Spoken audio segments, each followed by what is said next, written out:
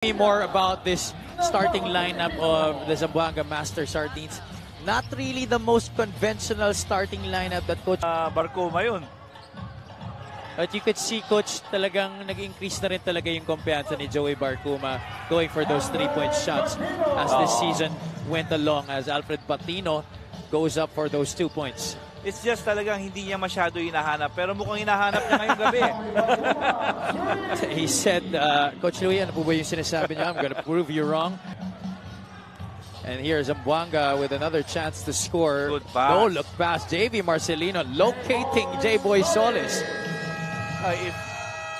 Kung napansin nyo naman, Joseph Cabaini did not start for Zamboanga today dahil naniniwala si Coach Louie that last game, he felt that Joseph was so focused on proving that he is also effective on defense. On yung galing ng mga players nila, it's the ego also kasi bababa lahat. And tremendous at the start of the game. And Joey Barcoma, though, his activity has been tremendous for the entire season. Will be facing the Pasay Voyagers after this. Sorry. Yes, they will be facing the win over the other situation.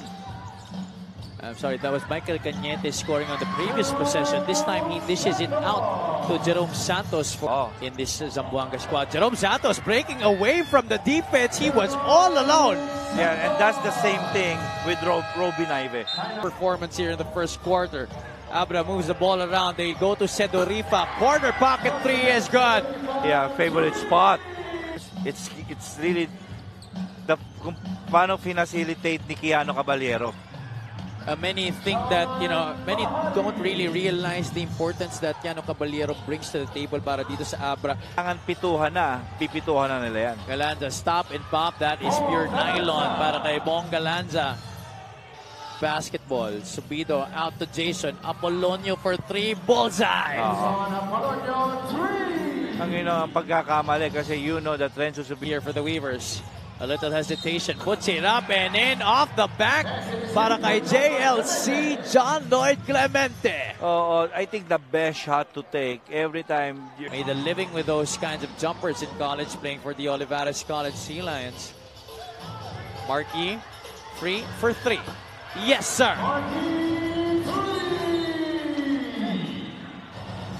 Games already this season, despite him still being at less than 100% in terms of game condition.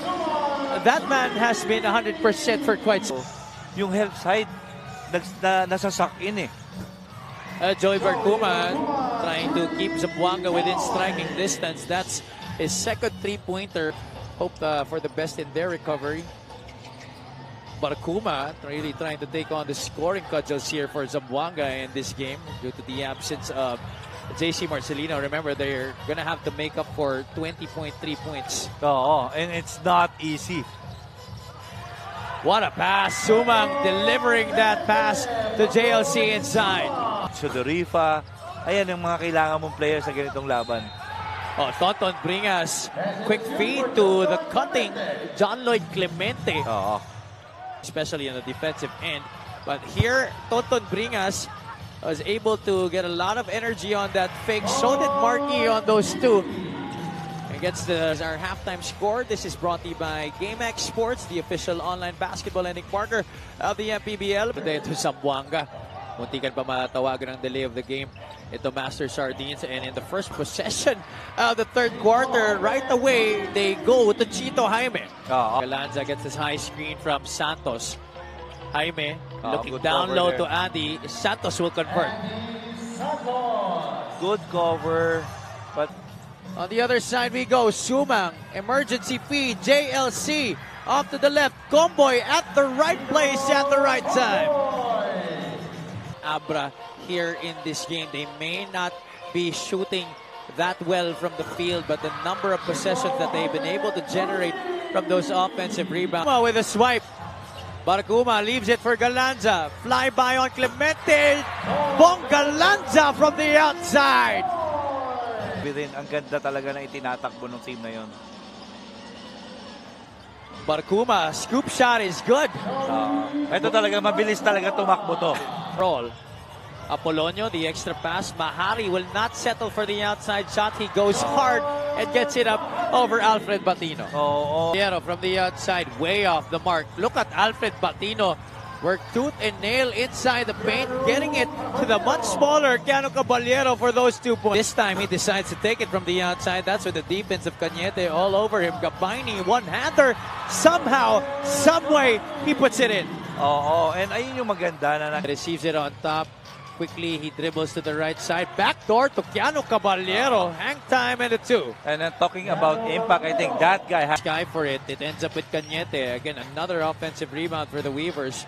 They've dominated the glass in this game. There you go. Sedorifa knocks it down from the great beyond. And you know, Comboy, inverted din yung naging resulta ng tira niya doon.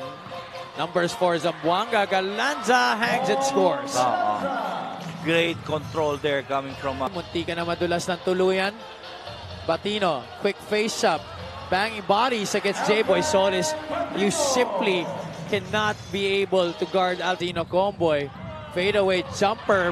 Pretty move a la Kobe Bryant para dito kay Wendelino Comboy. This game right now, coach, it's as if either team has a huge advantage. Kasi parang ang tagal talaga ng momentum eh. All the exchange that will happen here.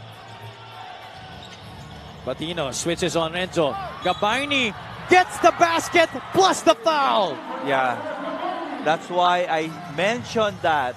Because if they from that area. and ang pinakamahirap doon na Javi, and again, offensive rebound forced by Bong Galanza.